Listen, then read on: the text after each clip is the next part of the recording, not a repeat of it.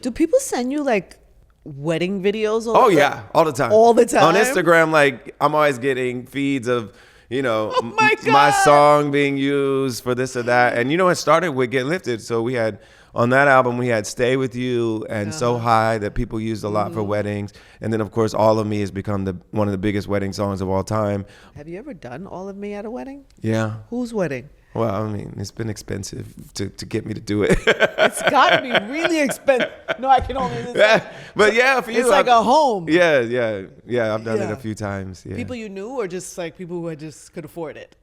People who could, who I knew. I did it at Kanye and Kim's wedding. Oh, you did because do it that was there. right after we got married. Right when All of Me came out, and then Kanye was at that wedding. He got inspired and was like, "I want to do my wedding in Italy too," and so they got married like 9 months later, and he was obsessed with All of Me too, because he was executive producing that album that it was on, and we didn't write that song together, but he was just obsessed with that song, and of course I did it at their wedding too. So that's one of the few weddings of like a friend of mine that I did it at, and then I did Gabby Union and D Wade's wedding, but at that point, All of Me was so ubiquitous that they were like, "Can you do another song?" We want to be like everybody else. So we did You and I for that one, which was on the that's same album. sweet. Yeah.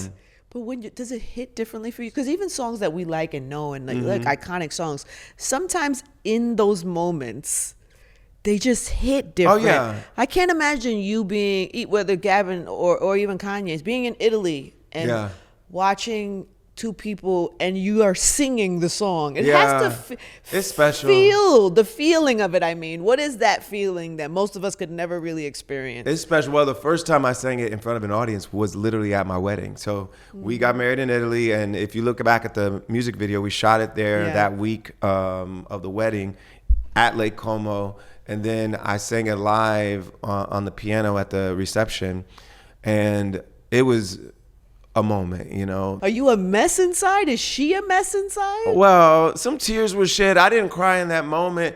She cried the first time she heard it. And when I sang it to her the first time, I had just come home from the studio, and I was like, "You're going to love this song. I wrote it for you." And we were engaged by that point. And she cried the first time she heard it. Yeah. So sweet. Yeah. I can only imagine those moments. Yeah. How beautiful is that to have? I mean, that's just one song, but even like the first album and all of these amazing moments in your career, like just how special that you get to experience the world in that type of way. And like a lot of my memories are tied to what song was I writing at this time? What song was I touring with at this time? What album? And so, these albums, they mark like moments in your life. And so much of it has been beautiful and celebrating love and like connection. And so when I go through the songs and think about where I was in my life at that time, it just brings back all these memories. What are the hardest, because you talk about writing truth a lot. Yeah. What is like the hardest truth you've had to put in a song? Well, I've written about my family, and I've talked about my family too, and some of the ups and downs that we face. And actually, Ordinary People wasn't based on my own relationship. It was based on my parents and the up and down situation that they were in, because they had gotten divorced when we were kids, when I was like 10, 11 years old. Then they got remarried when I was graduating from college. Then they got re-divorced when Get Lifted was being written. So I was literally writing Ordinary People about the ups and downs of my parents' relationship. Wow. And we went through a lot as a family, just dealing with them and their back and forth. Because it's not just their up and down. Yeah, because we all had to experience it. And Yeah. When I was writing Ordinary People, that's what it was about. That's so interesting. Yeah. But you would think as kids you'd be happy, like if your parents get back together. It's stressful. It was like, are we going through this again? Yeah. You put us through this again? No, and we were like happy for them that, they seemed like they had fallen in love and all this stuff. But we also remembered how stressful it was for everybody before. And we were like, please don't let it be stressful again. And turns out it was. It was stressful again. And now they're both remarried. I have stepfather and stepmother, and they're both lovely. And I feel like they've both found the person that they're going to, truly, grow old with. And so I'm happy that both of them found that. What does that do to so when you grow up with that type of up and down, what does that do to you as a husband? Like, how does that show up? It can go either way, because I've seen it in my siblings where I feel like it can make you like hesitant to want to be in love with somebody and make that commitment. It can erode your trust. But for me, I feel like it's done the opposite. It's made me like want to make sure that Chrissy and I don't do that. It's like been an example of what not to do, Yeah.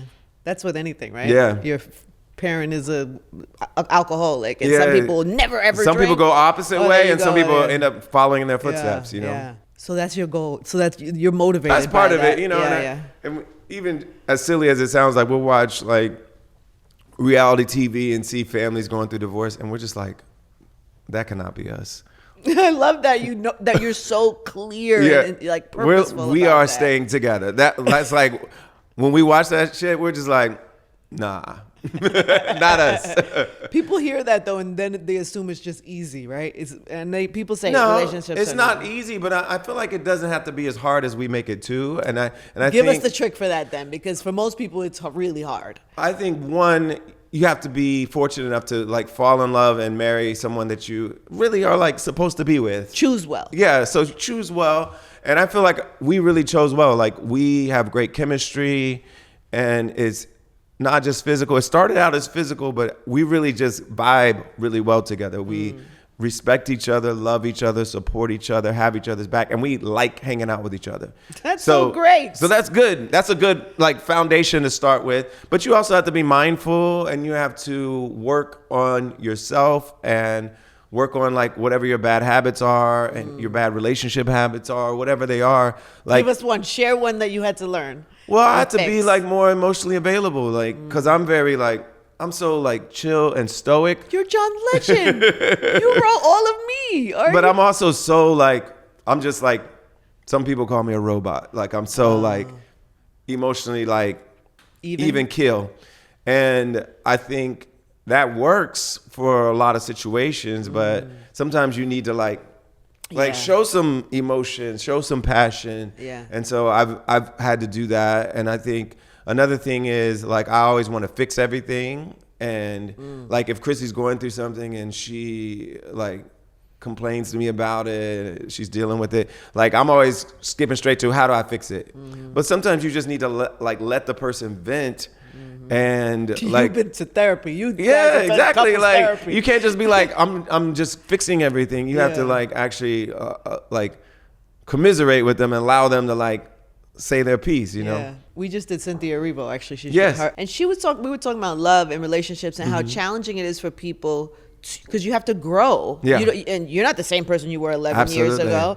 So while you're growing and she's growing, that sometimes causes, distance in people. If you don't give the other the room to grow. Yeah. And I always find that part fascinating. And you have to. Because you want to hold on. Yeah. Because you love somebody. But then also you kind of let people be who you have to let people evolve. Yeah. And they're going to like try new things. They're going to like.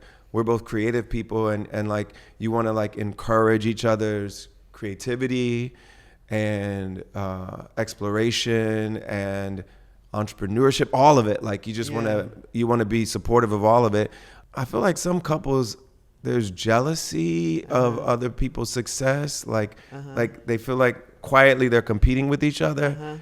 And I've just never been like that. Like I want her to win at everything. Aww. And I'm not like keeping score of who's doing better at this or that. Like I just truly want her to win all the time. I think also too sometimes there's like a possessiveness, like like you represent me and I represent you. So if I don't like if you dye your hair blue and I think it's hideous, it makes me look bad. I think some of that goes on. You got to let people be their own person. You got to let people rock. Yeah. Right? Yeah.